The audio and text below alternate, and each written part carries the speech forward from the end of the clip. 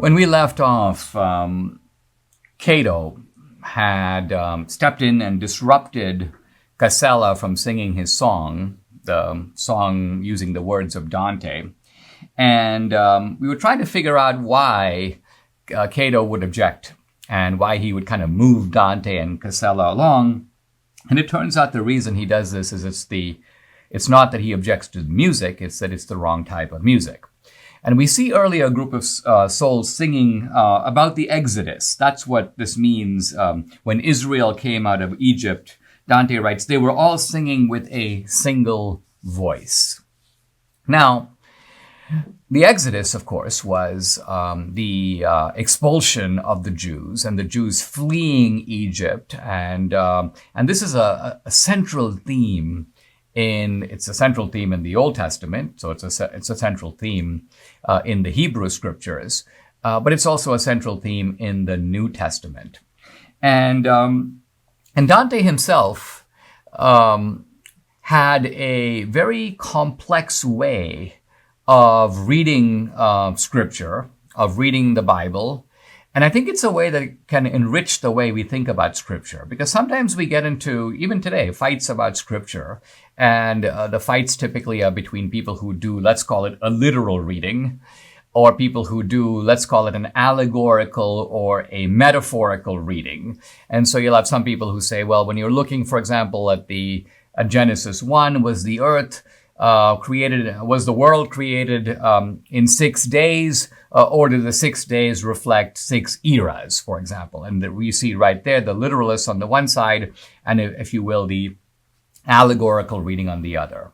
So which reading is right? Well, according to Dante, both of them. And here I'm going to turn to an epistle, a kind of letter that Dante wrote to a fellow named Can Grande della Scala, in which Dante happens to discuss not just his way of reading scripture, but his way of reading this exact line that is now quoted in the Purgatory, in Exodu Israel de Egypto, when Israel came out of Egypt. And Dante is going to interpret this line, and you begin to see the complexity of how Dante reads it. So here's Dante.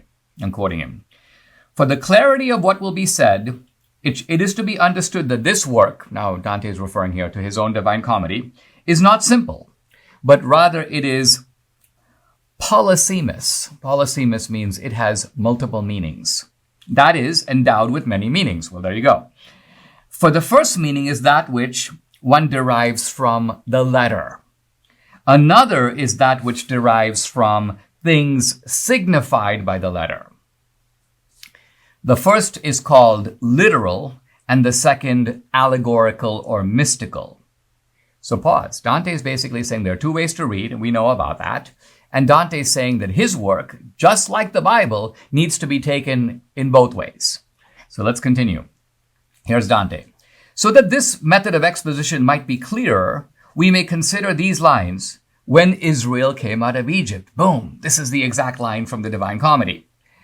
And then Dante continues, the line continues in the Bible itself. The house of Jacob from people of strange language. Judah was a sanctuary and Israel his dominion. Well, here's Dante's interpretation. If we look only at the letter, this signifies that the children of Israel went out of Egypt in the time of Moses. That's the literal reading. So there was an historical event. There were the pharaohs. The Israelites were their captives, and then they got out of Egypt, and they went off to look for the promised land. That's the literal meaning. That's what happened. Dante agrees. Dante continues. If we look at the allegory, it signifies our redemption through Christ. It signifies the turning of the souls from the sorrow and misery of sin into a state of grace. So now, here's Dante, and he says, in a sense, the exact liberation experienced by the Israelites, moving out of captivity and into freedom. That's the kind of freedom that Christ came to deliver us from. What's the captivity? The captivity in our case is sin.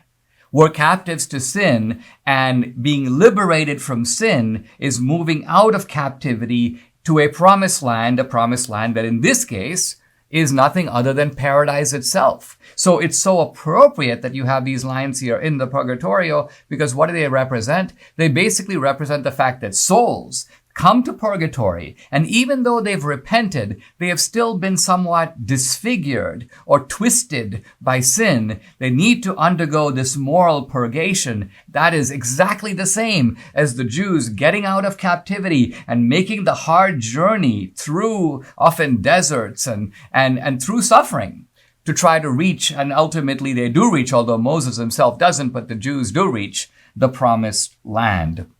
And so what Cato is saying to Dante and to Casella is, listen, this is a place of moral regeneration. This is not a place for fooling around. This is not a place for showing what a great singer you are. This is not a place to remember the old days. There is perhaps a time and a place for all those things, but that's not what you're doing here. What you're doing here is, like the Israelites coming out of Egypt, you are shedding your old ways. You are putting aside your captivity. You are improving yourself and preparing yourself for that place that literally could be called in the Old Testament the promised land, but for us is the promised land of ultimate union with God.